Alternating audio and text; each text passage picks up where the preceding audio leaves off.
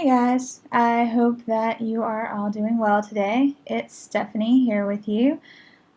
This is how we decided to do our intro session that we have every semester, just to make sure that you are familiar with what's coming your way and any changes that might have happened.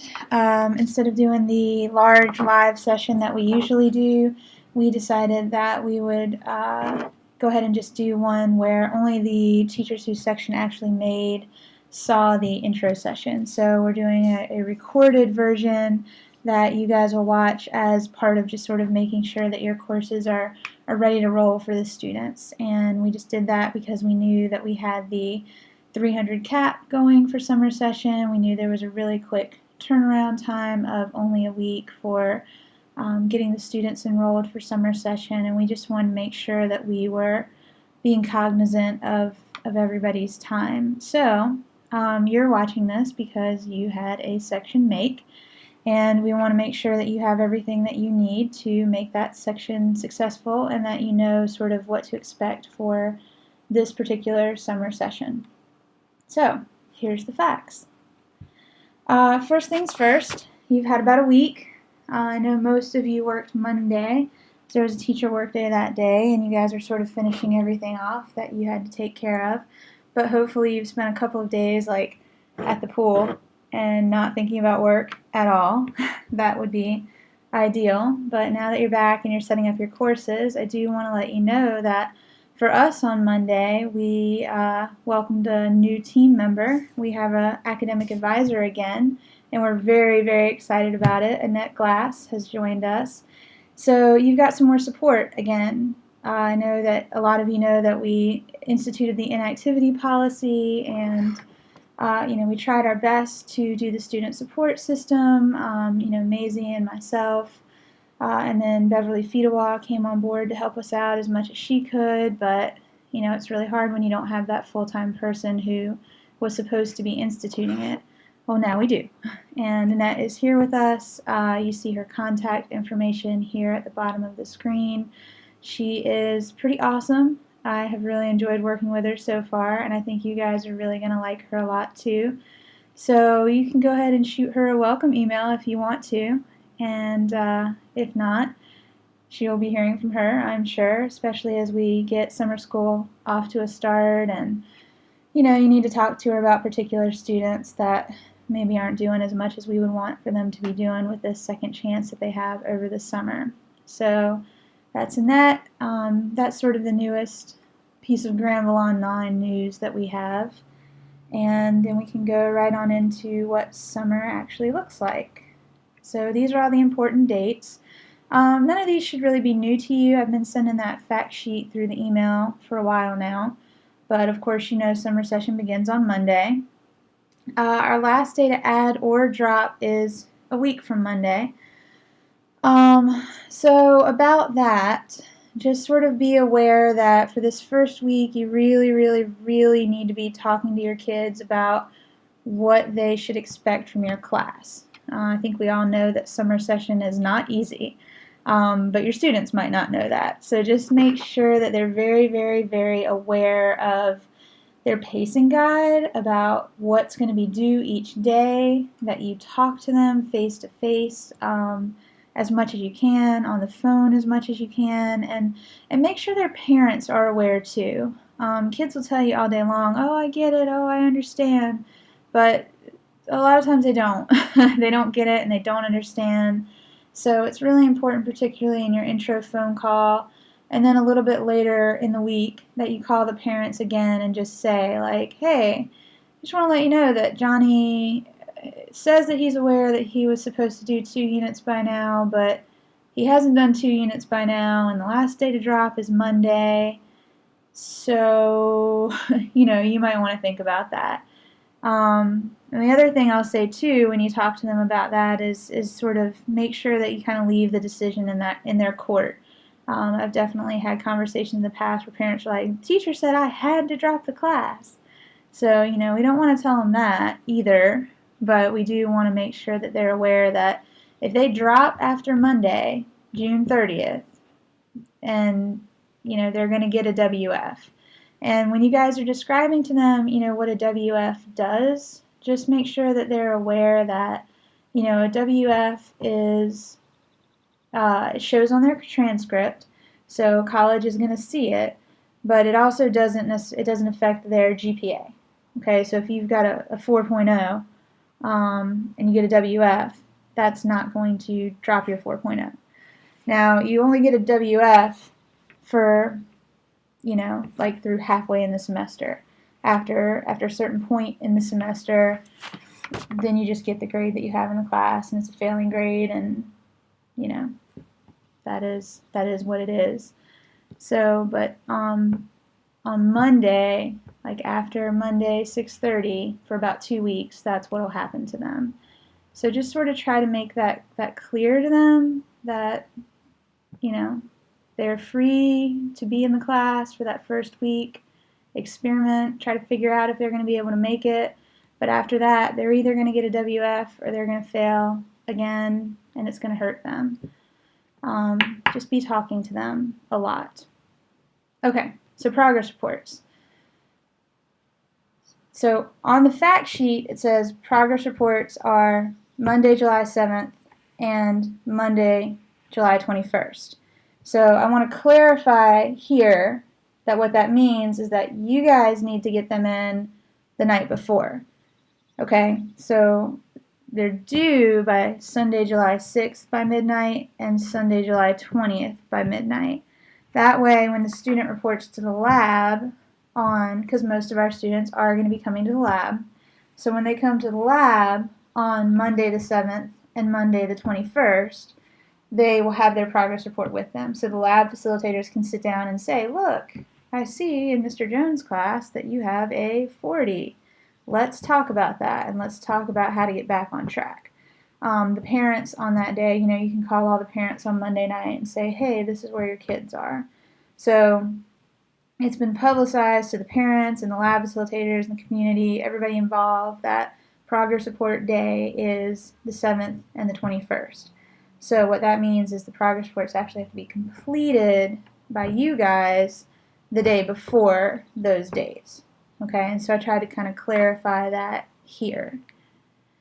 I do want to point out, and I bring this up again a little bit later in this presentation, but, particularly this summer, but it's always sort of been that case every summer, most of what happens in summer session is where we try to catch up our kids who didn't make it to the next grade level or who didn't graduate.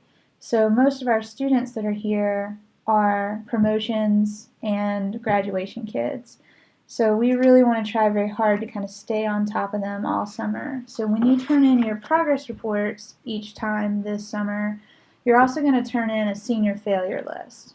So on July 6th and on July 20th, in addition to doing your progress reports, you're also going to do a senior failure list in particular. That way we know, because these seniors are going to be in here thinking, again, I'm graduating this summer. And so we want to make sure that they know and their parents know all summer long whether or not that's something that's actually going to be happening. So that's something that's also going to be sort of coming your way at that time. Exams are the 4th and the 5th, but essentially all the exams are going to be scheduled on Monday, August 4th, and then if a kid has if they're taking two classes, which some of them are, most of them are taking one, some are taking two. So if they're taking two classes, they'll have it on Monday, the 4th and the 5th. If there's like a makeup situation, then they'll take it on the 5th. So basically exams are Monday, the 4th, and Tuesday, the 5th. Then we gave ourselves Wednesday as a cushion window, and then graduation is Thursday, August 7th. And of course you guys can come to graduation. It'll be at Northern Granville. And that's pretty much what the summer looks like in terms of dates. So you want to make sure these are all clear to your kids. They know when they're getting progress reports. They know how long the summer is going to be. And so you guys are aware, and this is the same way we've always run it in the past also. You're most likely going to be able to access your kids while they're in the labs. So labs run Monday through Thursday, and they run from 9 to 4. So there's an AM lab session from 9 to 12, and then there's a PM lab session from 1 to 4. And on the rosters that I gave you, that I sent yesterday, you can see which session your students are in. So, you can sort of like look at your individual class and say, oh, okay, it seems like most of my class is in, 9 a.m. at Webb. So I know that I can call, Kelly Dunn, the lab facilitator at Webb, and say, hey, I need to get these kids and I need to talk to them. So that's sort of how you can kind of think about it for the summer. Okay, so that's the structure, Monday through Thursday. That's where you can physically find your kids. July 4th isn't an issue this year because it's on a Friday. And that's how it's going to roll. Okay, let's see. First week, we'll be kind of dropping and adding. Kids will be filling out the withdrawal form. We probably will have some ads. Again, it'll be mostly like promotions, retentions, kids who just got their report card on Friday and they walk into the lab on Monday and say, hey, I want to take this class so I can graduate. So you guys will really need to be checking your email every single day, which of course you'd be doing anyway, but looking for new rosters and just making sure that you check your new roster with your old roster. Another thing that happens a lot is, we'll catch that a kid needs to be credit recovery instead of just regular. So just sort of make sure that as you get new rosters, you check for the differences between the new ones and the old ones. Kids that have been dropped, kids that have been added, kids that have been changed from regular to credit recovery. Sometimes we'll find out that a kid has a 504 that needs to be addressed. So just sort of, particularly in the first week, make sure that you're looking for those sorts of things. Let's see. Yep, I think that's pretty much everything on this slide. Okay, so the intro phone call, that we've pretty much moved away from having a face-to-face orientation for our parents and students, and we've kind of put the burden of orientation onto you as the teacher, and it's really important that you bear that burden strongly. So that's why in all of these orientation sessions that we have with you guys, we really, really emphasize this intro phone call.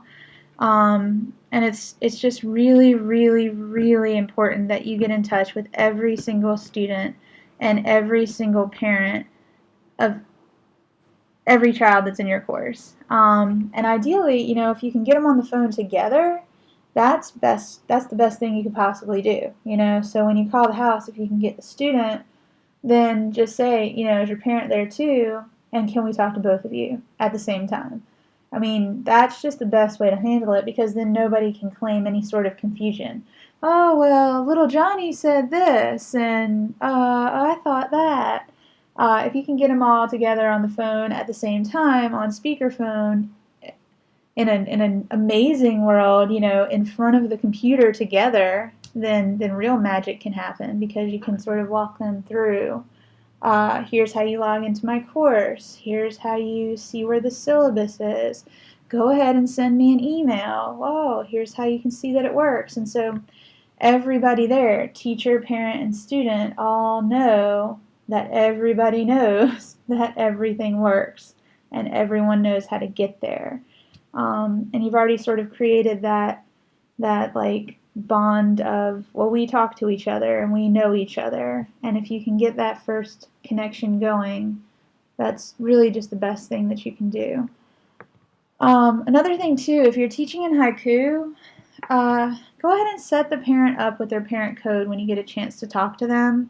And I'm going to put into Go Resources some very specific directions for how to get the parent code to the parent. But if you're not 100% about what I'm talking about, the parent code allows them to log in, and their haiku looks just like their kids. So they have a portal.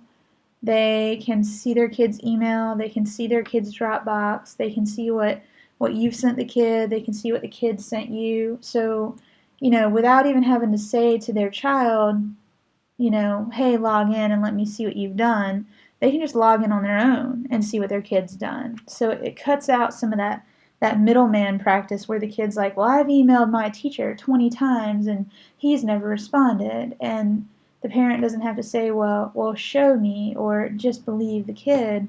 They can just log in themselves and see, like, oh, well, I don't see where you sent any emails. So let's fix that. So the parent code is a really, really valuable tool, and I would recommend in your intro phone calls to the parent that you go ahead and get them started using that. Okay. The other thing I really want to emphasize on this particular slide is that we have to do a better job of making sure that parents and students are communicating with you guys only through the learning management system.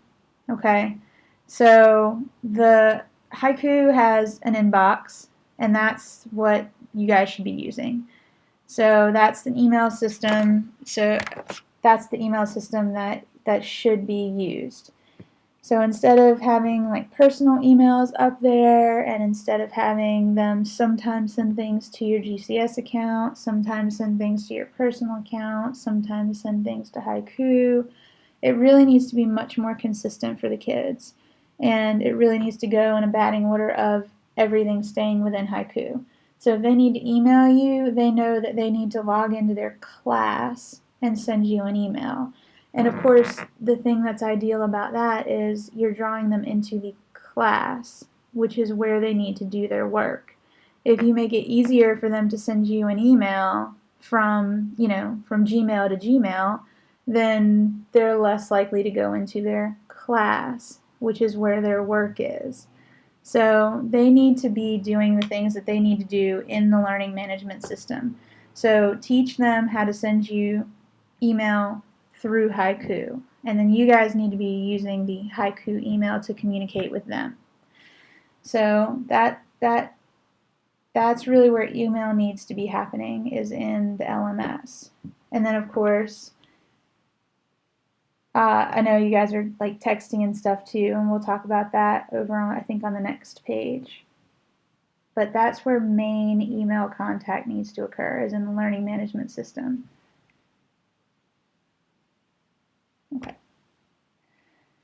Okay, contact logs.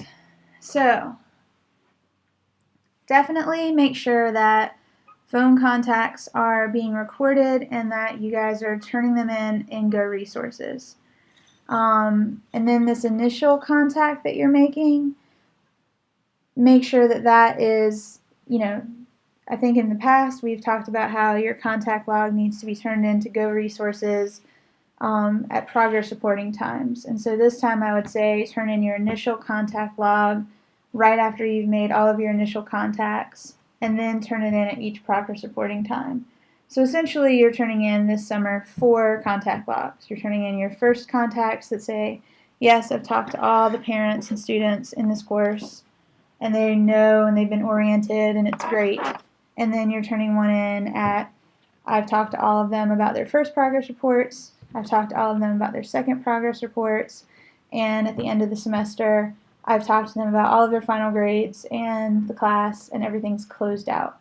So that'll be 4 times that you'll have turned something into Go Resources. And of course, if you've got a Google Doc link that's in there, you don't necessarily have to turn something in to Go Resources each time. You'll just be updating your Google Doc. And I'll be able to like jump over to your Google Doc and see all of those different contacts at the appropriate times.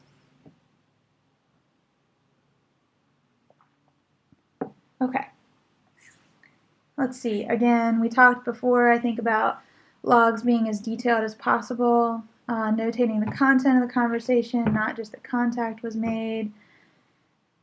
I'm going to stress again that particularly if a student is failing a course, but also just in general, parent contact needs to be made regularly.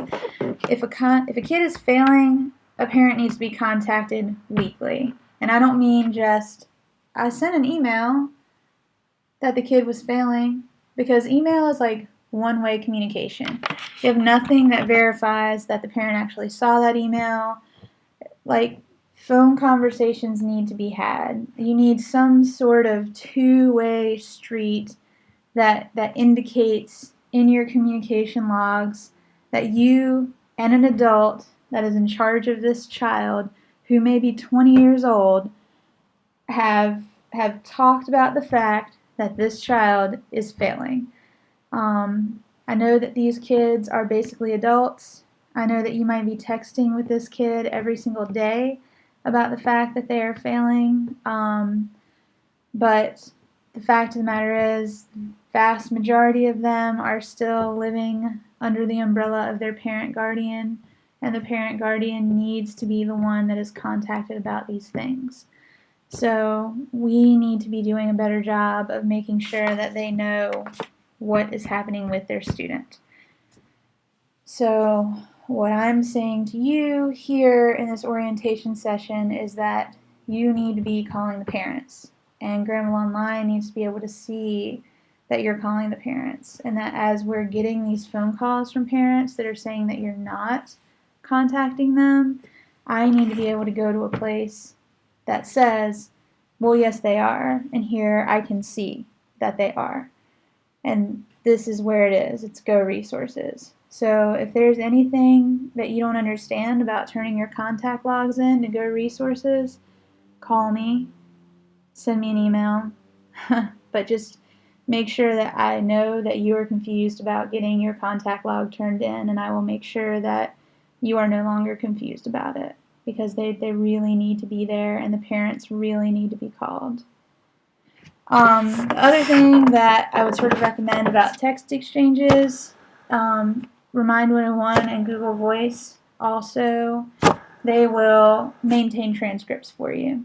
I mean, if you want to keep the transcripts on your phone, that is definitely something that you can do. Just make sure that you keep the entire conversation for the entire semester. You know, you want to be able to provide those if necessary at the end of a semester. So I know that sometimes when your phone gets really full, you start to delete things. If you use one of these two services, it'll keep that transcript for you, and you don't have to worry about that. Google Voice also has the added benefit, and I think Remind 101 does too, of sort of granting you a level of anonymity. You know, it like masks your phone number, so you're still communicating with the student, you're still being very active with them, but they don't actually know your personal cell phone number. So just kind of bear in mind that the difference between Granville Online and like Odysseyware or Pearson Products or a lot of the other online sites where kids can just click through and press buttons and get a credit at the end of it, is that we have teachers. You know, we have like real, honest-to-God educators that are sitting on the other side of the computer. And what those real, honest-to-God educators have to offer is human contact. And so we need to be offering that. You know, we need to be calling the families, students and parents included, and talking to them about what's going on with their kids. And, you know, actually teaching them the material instead of just saying, well, it's there in the course. You know, you'll see it. Because that's what makes us different. And if we're not doing those things, then we're not really very different. Okay, off the soapbox. And, well, mostly off the soapbox, but a little bit still on it because we're moving on to the synchronous learning slide. So back to the webinar. So webinars really should go so much better for you in summer session because of the labs. Like I said earlier, if you figure out where most of your kids are during the day, it's a lot easier to have your webinars because you don't have that excuse of, well, I'm at football practice, or I have to work, or I have schedule. You know, you don't have to deal with the 7 days of 18 different people with different schedules. You've got Monday through Thursday where 90% of your class is going to be in a lab AM or PM. And so sort of check that breakdown and see where they are and kind of figure out, okay, what's the best time for me to schedule my webinar? And then within that, you have adults that are in that lab that you can email and say, hey, I'm having my webinar today at 10. Can you make sure these 5 students go to the corner and log on and sit in my webinar? So, webinars tend to go significantly better in the summertime because you actually get a chance to round up the kids and have sessions. So make sure that you've got at least one scheduled. I think some teachers find that it's easier to schedule 2, like an AM one and a PM one, just because some of their kids tend to be dispersed throughout different lab periods.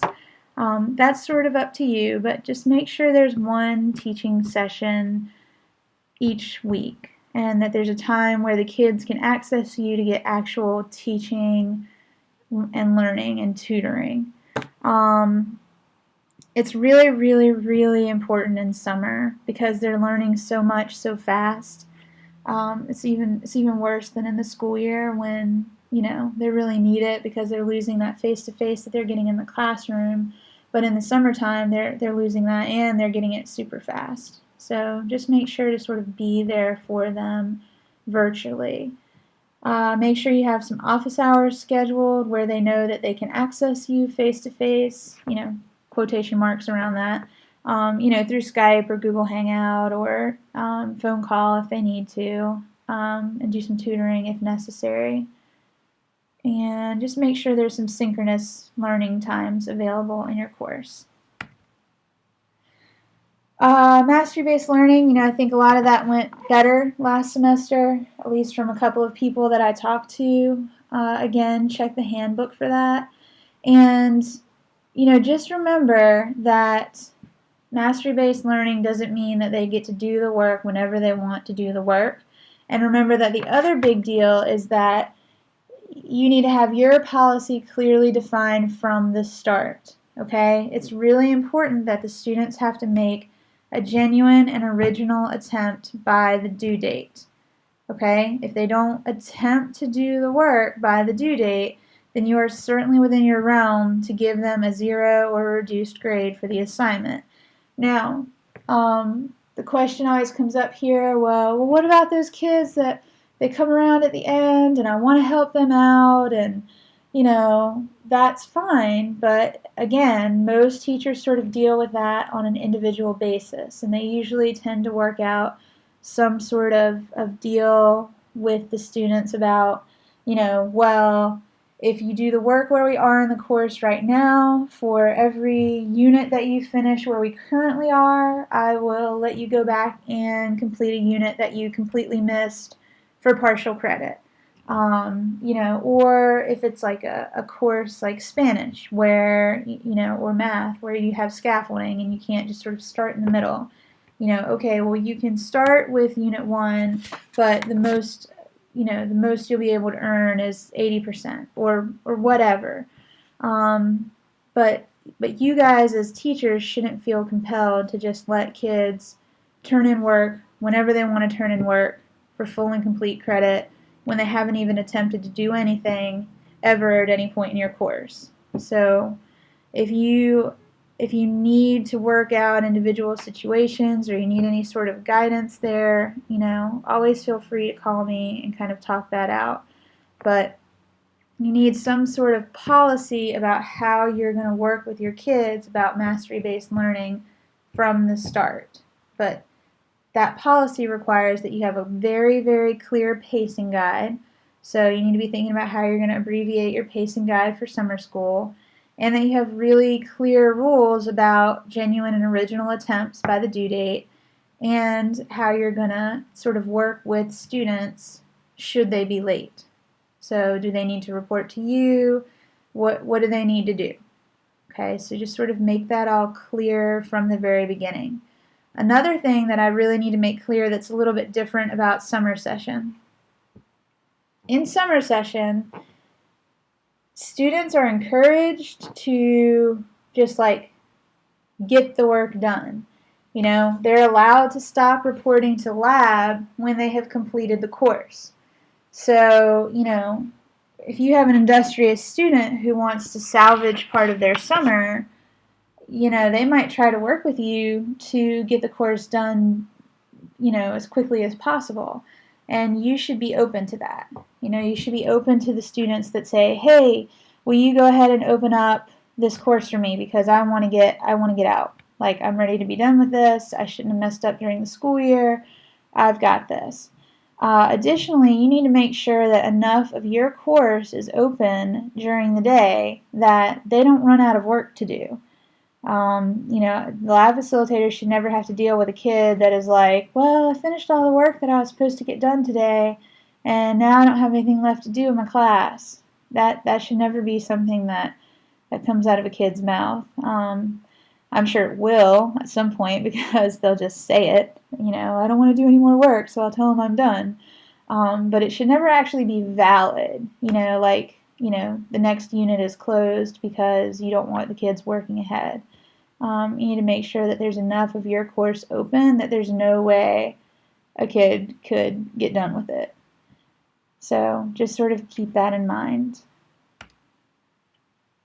The other part of mastery-based learning, there's the part where, kids aren't just allowed to work whenever they want to work, and we do have deadlines and they do need to be adhered to. But then there's the other part where the kid turns in work, but it's really bad. And a lot of times in the physical classroom, kid turns in work and it's really bad, and the whole class moves on, and they just have to deal with it. Sorry, you made a 32 on that vocabulary assignment, and that's it. We're moving on to week 4 vocabulary. Hope you do better. We don't want that to happen. If a student turns in bad work online, if they turn in a vocabulary quiz and they made a 32 on it, we want you to go to that kid and say, okay, you did really bad on this vocabulary assignment. Here's what you can do to relearn this material and earn a better grade. So any work that a kid turns in that that they attempted to do and didn't do well on, go to them and talk to them about how they can do better. And that should be part of your policy too, is how that resubmission works, how the coaching to a better grade in the course works. And the one caveat that I would say here is just be careful about multiple choice. It shouldn't just be that I just take my multiple choice test over and over and over again until I get 100, because I think we all know how that is faulty. And finally, at every progress reporting period, just make sure that you're reporting the kid's accurate grade. Don't ever just give a kid a grade of a 60 because you don't want to hurt their feelings. Well, they're failing and they have a 2, but I don't want to make them feel bad about the fact that they have a 2, so I'm going to give them a 60, because that just really confuses people. In Grammar Online, it's 75% coursework, and that's their grade. So if they have a 2, they have a 2, and that's what needs to be reported to them. Okay, so grades and inactivity. And again, remember, this is specific to summer session, so some of this will be a little bit different than kind of what you've done for this semester. So for summer session, we're doing progress reports twice. And again, this slide mentions what I talked to you about earlier about how we're going to do a senior failure form also each time that we do progress reports. And that is because we have so many people that can potentially graduate. So we just want to make sure that they know, are you on track to make up for graduation? Another thing that we're going to ask you guys to do, again, just because it's summer session, is complete the student inactivity form at the end of each week. So summer is really, really fast, and if we were to wait the approximately 15 days that we talk about during the school year for you to fill out the inactivity form, we'd basically be done with summer session before we ever talk to a kid. So we want you to fill out the inactivity form each week, and then we will develop a process for notifying lab facilitators, parents, and the students that we need to have a conversation with you because you're not doing what you need to be doing in the course. So we just want to be there to back you up as, look, you're not doing what you need to do in the course. The teacher has called you and told you. Now we're calling you and telling you you need to get it straight and start doing this work, because otherwise you're just wasting your summer for no reason. So just sort of mark these dates in your calendar. Again, obviously you would have marked the progress reporting dates, but also mark in your calendar that we'll want you to have that inactivity form sort of filled out each week too. And just so you remember what the inactivity form is, that's supposed to be filled out for every kid that's not making adequate progress in your course. And so adequate progress is a broad umbrella. And we did that intentionally because we wanted you to be able to report kids that you are worried about. So kids who are not meeting adequate progress are kids who aren't following the pacing guide, so they're not turning in genuine attempts at the assignment. Kids who are not actively participating in the course. Kids who are not talking to you regularly. So why is that there, that regular communication with the instructor? If you have a kid who is not following the pacing guide in your course or actively participating, but you've talked to them and you know that they're on a mission trip this week and that's why they have a 2 and that's why they're not logged in, but you communicated with them and you know that is what's happening, we don't want you to fill out the inactivity form on that kid, okay? Because you're in regular communication with them. You know what's happening with that child. We trust you to know that's what's happening. Now, 2 weeks later, mission trip kid comes back and doesn't really talk to you anymore and still hasn't really done anything and isn't following the pacing guide and just never really checked back in. Well, yeah, then you need to fill out the inactivity form on that student, and that's when you'd give us the background and say, well, the student had told me that this was what was going on, and we were in communication, and then when they returned, they submitted a couple of assignments, but nothing happened after that. It dropped off the radar, and now I'm worried. So, regular communication with the instructor is our way of sort of saying, if you know what's going on with the kid, and you trust them, and you feel like you've talked about them and you guys have a plan for why they are where they are, then you don't need to let us know what's happening. But that's the key, that's sort of what we were saying about the initial contact at the beginning and about the contact logs in general. Like, the key is talking, knowing, communicating. If you and the family are communicating regularly and you guys all know what's going on, then 9 times out of 10, everything's going to be fine. But the big scary is you don't know what's going on and there's nothing being turned in. And that's when we want the inactivity form filled out and we want more people trying to find out what's going on. Okay. All of this stuff that we just got done sort of covering, that's all in the handbook. And of course, we want to make sure that the kids and the parents know about this and read this. So if you guys will make sure that you have the students take the handbook quiz like we had them do in the spring, please have your students complete the handbook quiz as one of the first assignments, just like we did in the spring. Most of you, I was putting the portals into your course, and I think I saw that most of you still had the handbook quiz sort of like hidden in your course. If you don't have it, it is in the Haiku library, so you can still access it. If you can't remember how to find it, just like I said, give me a call or shoot me an email and I can direct you to how to do that. We are sending home from the labs with each of our students sort of a letter that's to the parents that dictates a lot of these policies and talks to them about how to be a successful online student, and a link to the handbook quiz will be one of the things that they are supposed to sign off that they have read. So that's how the parents will get it. Students will get it through your course. So hopefully everybody will kind of be informed about all of these policies that we've sort of gone over. So that should cover that.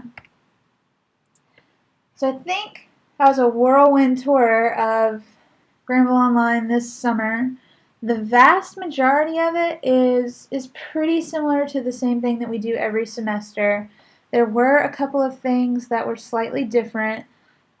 just because it's summer session and it looks a little weird. I do think I forgot to mention to you that progress reports are going to be through the Google form because we don't do Power School in the summertime.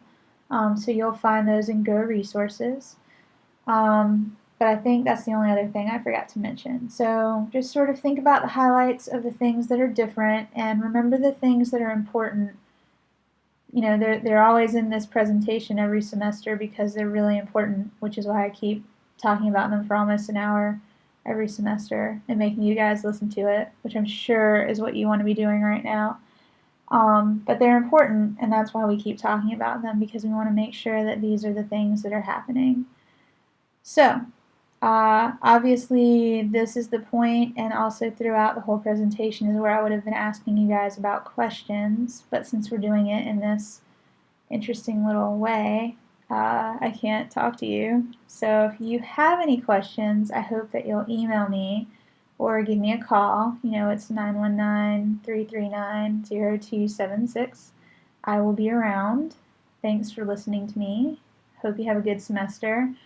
Like I said, I am always around, and have a good day. Bye.